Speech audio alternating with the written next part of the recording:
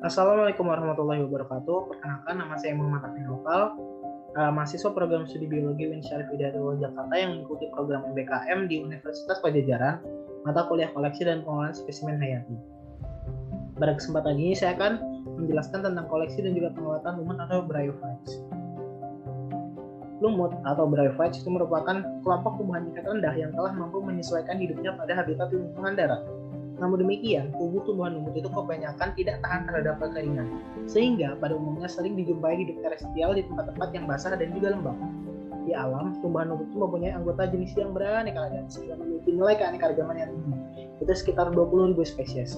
Nah, tumbuhan lumut itu dikelompokkan menjadi 3, yaitu Markasiophyta, Anthoxyrophyta, dan juga Bryophyta. Nah, perbedaan strategi reproduksi dan variasi morfologi adaptasi itu menyebabkan tumbuhan lumut itu berhasil hidup menempati semua tempat di bagian belahan bumi.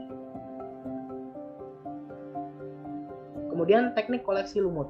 Yang pertama adalah tinjauan lingkungan pengambilan sampel. Nah, lumut itu biasanya hidup di atas bebatuan, menempel di pepohonan, kemudian di atas rasa, menempel di tembok, kemudian di dekat sumber-sumber air seperti mata air, danau, sungai maupun rawa, dan kemudian juga dapat tumbuh di atas tanah. Nah, alat dan bahan yang digunakan pada saat koleksi lumut. Pertama adalah scrap yang bisa digantikan dengan pisau ataupun cutter, kemudian loop, kemudian ada kertas amplop, kemudian ada alat tulis dan juga ada buku catatan lapangan. Kemudian cara koleksi tumbuhan lumut di lapangan. Yang pertama adalah tentukan tempat pengambilan sampel dengan memperhatikan karakteristik habitat lumut.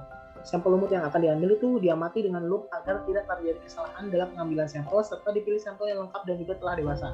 Kemudian sampel lumut diambil menggunakan alat berupa scrap ataupun bisa juga pisau ataupun cutter dengan hati-hati.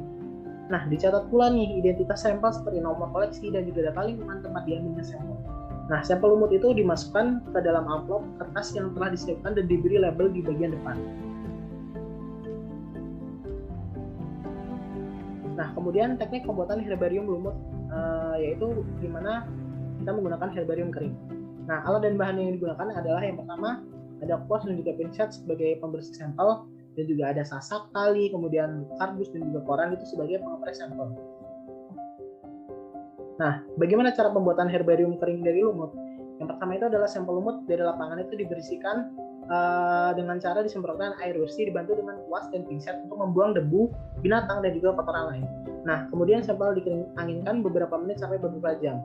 Kemudian sampel diletakkan di atas koran dan ditata dengan rapi, lalu ditutup atasnya dengan koran kembali. Kemudian setiap 5 tumpukan kertas itu disiapkan kardus. Kemudian tumpukan spesimen itu dipres dengan sasak lalu diikat dengan tali. Nah, alat pengempres itu ditekan dengan pemberat, kecuali anggota Markasiophyta dan juga Anthoxyrophyta yang talusnya rapuh. Kemudian sampel dikeluarkan dari alat pengempres dan ditata dalam amplop herbarium yang telah diberikan label seperti nomor, nama jenis, suku, kolektor, tanggal koleksi, dan juga data lingkungan saat sampling. Nah, kemudian hal-hal yang perlu diperhatikan saat pembuatan herbarium kering lumut. Yang pertama adalah sampel harus dipastikan bersih dari kotoran dan juga binatang kecil agar tidak rusak. Kemudian untuk jenis lumut yang mempunyai struktur penyimpanan dan penghantar air itu butuh waktu lebih lama dalam proses pengeringan atau dapat dibantu dengan menyeka sampel dengan kain penghisap air.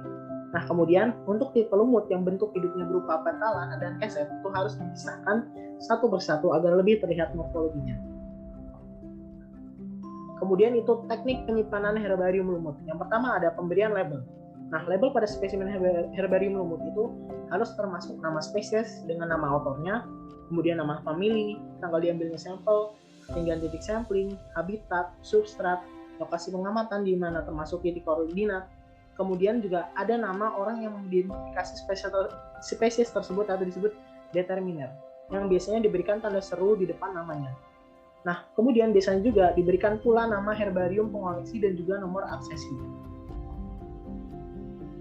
Kemudian penataan spesimen. Terdapat 2 pilihan dalam penataan herbarium lumut yang digunakan, yaitu ditata berdasarkan sistematikanya ataupun ditata berdasarkan alfabetnya. Penataan secara sistematika itu memudahkan pada saat studi sistematika.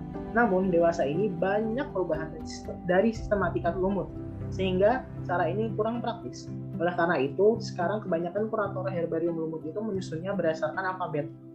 Dapat dilihat pada gambar di samping itu adalah spesies Hypnum, di mana pada nama penunjuk spesiesnya itu diurutkan dari P kemudian R, kemudian S.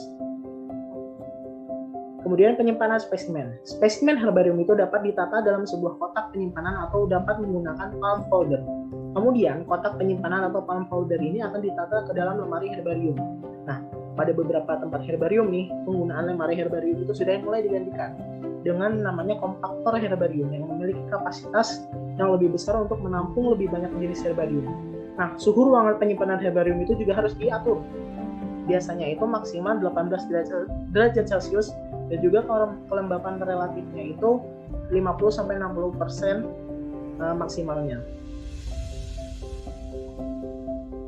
Berikut referensi yang digunakan. Baik, terima kasih. Sekian dari saya. Kurang lebihnya mohon maaf. Wassalamualaikum warahmatullahi wabarakatuh.